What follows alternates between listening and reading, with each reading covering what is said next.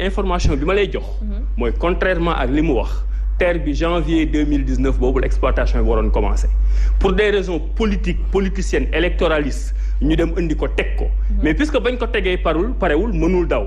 mais kala ko jaay Alstom amul sentiment jox na la ko garantie bi commencé na courir donc tey garantie boobu jeex na terre bi.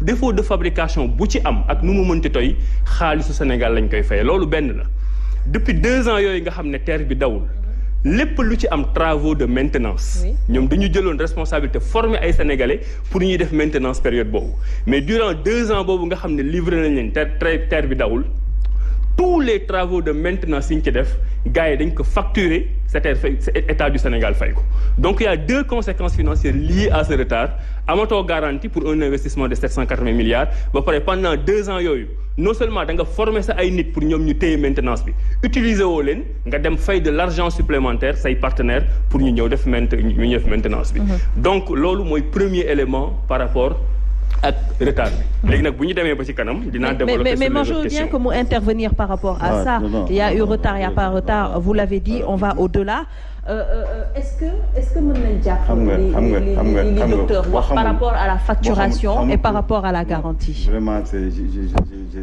pas vrai c'est faux c'est faux déjà l'ensemble du patrimoine c'est 15 trains ça coûte 110 milliards oui c'est pas 780 milliards deuxièmement bi ñu ko jëndee dafa amoon une garantie bi dafay commencer au ci fonctionnement bi lay commencer la garantie non je dis donc commencé wul j'ai lu le contrat kon commencé wul en janvier 2019 non dafa am garantie bi nga xam ne dafay commencer dafa am double garantie dafay am garantie boo xam ne day commencer au moment du fonctionnement te moment du fonctionnement bi dañ koy def ci certifié xam nga train yi fi indi même si c'est fait à Somme même si c'est ne fait à Somme on a pris une société de certification internationale qui vient xool terre bi xool matériel boobu ni que la commande que nous avons fait est conforme et que train bi am na. ça n'a rien à voir donc si on n'a pas non je t'explique. Si on n'a pas cette certification des trains parce que la certification. c'est la certification ça n'a rien à voir avec la garantie. Je vous explique. La certification concerne les infrastructures fixes le matériel roulant et les systèmes donc certification boobu tant que amuloo ko le délai de garantie ki lay jaay kii du commencer. donc le fonctionnement a commencé. le 27 actuellement. oui bi ñu jotee certification terre bi. oui mooy le 27. le 27 ci décembre les garanties di courir. oui donc actuellement on n'a pas de problème de garantie et on n'a pas payé un autre montant pour la garantie. On n'a pas payé un autre montant pour la garantie. Vraiment. Deuxièmement, déjà, tu t'es trompé sur le montant. Les 110 milliards, c'est les 15 trains. La garantie, nous n'avons pas de problème de garantie. Parce que nous avons fait un appel d'offres. Le dossier était clair et ces garanties trains, c'est train bu taxaw. Train bu taxaw deful benn rodage deful dara. mënoo ko garantir. La garantie commence au moment de la certification que le matériel est conforme. La certification, c'est un ensemble. C'est tout qui est certifié. Tout le projet terre est certifié. Da ngay certifié. Le matériel, les infrastructures mooy raay yi, pont yi, fondation bi. li nga def yëpp da nga koy certifié. Certifié murs yi nga fa def da nga koy certifié. Certifié le matériel roulant. Bu ñu waxee matériel roulant, c'est l'ensemble des 15 trains. Certifier le système, l'ensemble du système. Oui. Donc, certifier. Certifier la performance opérationnelle du système dans son ensemble. C'est sur la certification. Enfin, non, je te dis, avant de commencer, avant qu'on ne commence, voilà. avant que réception, réception provisoire, oui. Après réception définitive, avant que ces réceptions-là commencent et la garantie soit garantie, soit obsolète et non obsolète, il faut que il faut que la certification vienne dire que li nga jaay c'est conforme d'abord.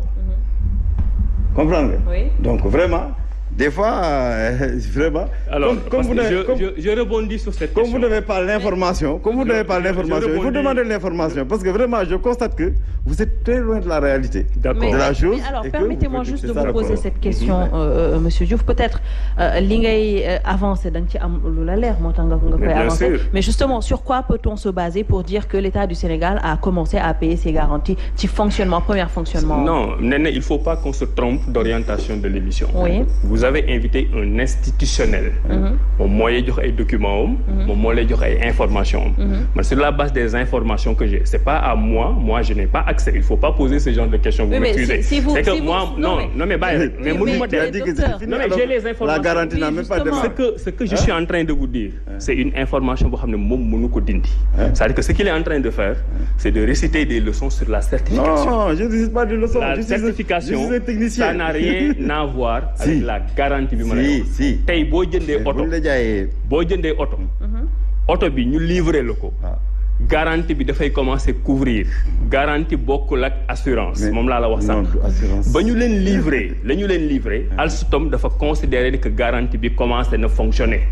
Tey loolu État du Sénégal bu ko bëggoon contester dafay dem contentieux. Parce que livré nañ leen matériel bi loolu te nag loolu laay bañ émission bi jëm fi c'est-à-dire bu ñu la waxee guy ga nga ne Dakar ga lire 10 minutes sur la certification pour donner l'impression que tu réponds sur la garantie li may wax ci garantie bi dafa leer et encore une fois man du ma un institutionnel boo xam ne damay dem dugg ci ay bureau génn ay informations photocopier ñëw jox leen ko mais j'ai l'information te moom mënu ko démentir moo tax mu def toute cette dissertation sur la certification ça c'est non il faut qu'on soit d'accord sur les termes de l'émission. Voilà. Deuxièmement, docteur, s'il vous plaît. Deuxièmement, je peux être d'accord avec vous. Je réponds à son interpellation. Oui, on peut être d'accord avec vous.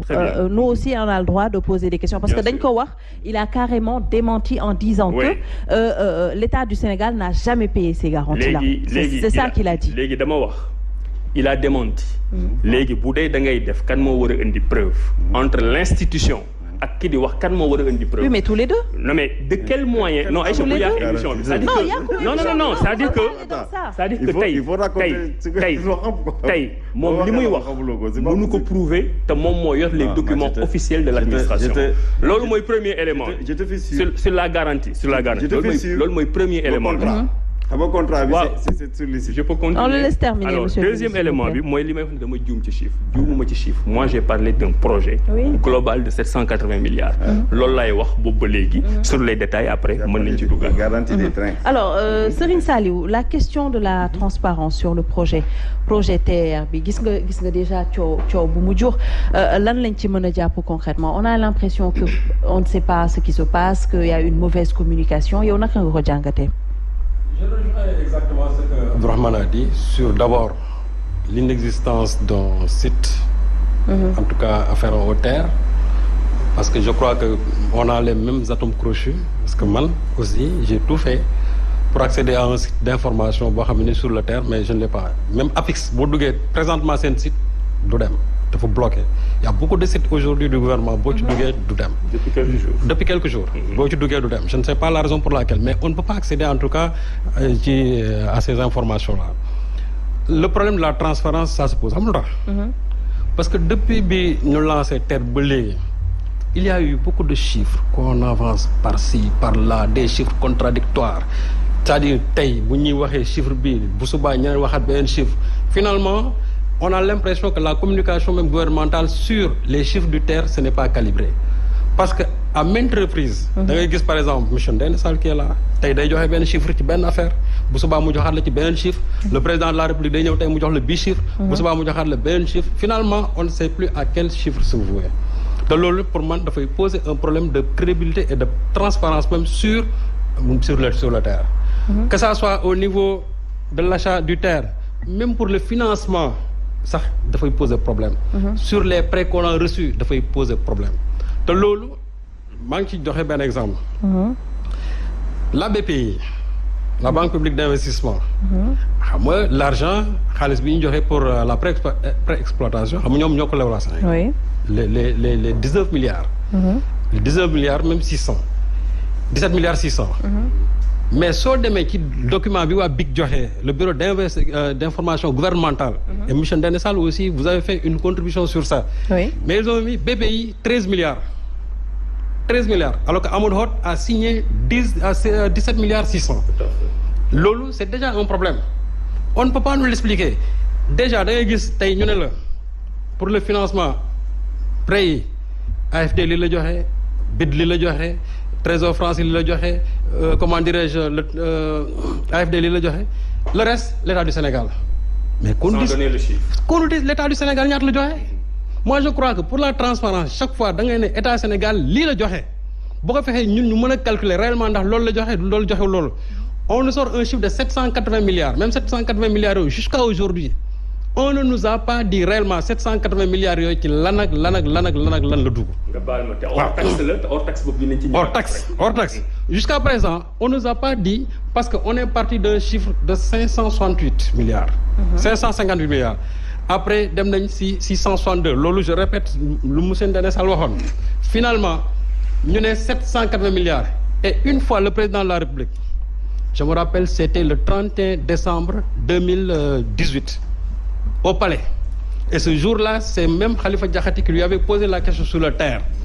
Le président avait parlé en disant que initialement c'était 658 milliards. Mais bi mu waxee avenant yi wax li ñuy emprise yi li ñu ci fay yëpp finalement le président a dit 702 milliards ni plus ni moins. Exactement c'est ce qu'il a dit hors taxe toujours. Aujourd'hui on nous dit 780 milliards. 780 milliards. Même 780 milliards yooyu on a des problèmes par rapport à ça. Monsieur Ndéné Sall wax na léegi pour l'achat des Coradia polyvalents. C'est 110 milliards. Mais pourtant, j'ai un document boo xam ne ni on a mis 152 milliards. 152 milliards, 110 milliards plus 42 milliards, phase 1, phase 2, 152 milliards. Loolu, il faut aussi qu'on nous l'explique. Moo tax ma ne pourquoi le problème de la transparence dafa posé wu. Parce que chiffres yi gën dafa bëri. Te amul fenn foo xam benn plateforme boo mën a dem ñu génn la fa chiffres yi de façon détaillée. Même pour emprises yi, la libération des emprises. Monsieur Mansour Faye taxaw na fi wax 83 milliards virgule 2. wax nañ fi 76 milliards le président de la République wax na fi 50 milliards. Finalement xamuñu ci ban chiffre la ñuy tënku ban chiffre la ñuy tënku ba léegi. Donc même pour la phase 2 xaalis bi nga xamante ne moom lañ décroché au niveau de Macron jusqu'à présent on ne l'a pas dit. Et pourtant l'AFP a dit 300 millions d'euros qu'on a décroché là-bas qui fait ay 196 milliards pour la phase 2. Et pourtant il paraît que dans cet argent-là comme l'a dit Jeune Afrique loolu Jeune Afrique moo ko bind. les 196 milliards parce qu'il y avait eu des arriérés de paiement pour les entreprises françaises il fallait non seulement les fay leen ci loolu ba pare pour mën a songaat encore maintenant la deuxième phase. Ça c'est des chiffres qui sortent par-ci par-là et on n'a aucune réaction de la part du gouvernement parce que même ñoom seen chiffres yi te loo xamaa nañ ci del soit tout à l'heure dama ko bàyyi moom ba mu wax ba pare. Il a donné joxe na ay chiffres yu dul jeex en maintes occurrences chiffres yoo xam ne ni benn bokku ci ak sa morom.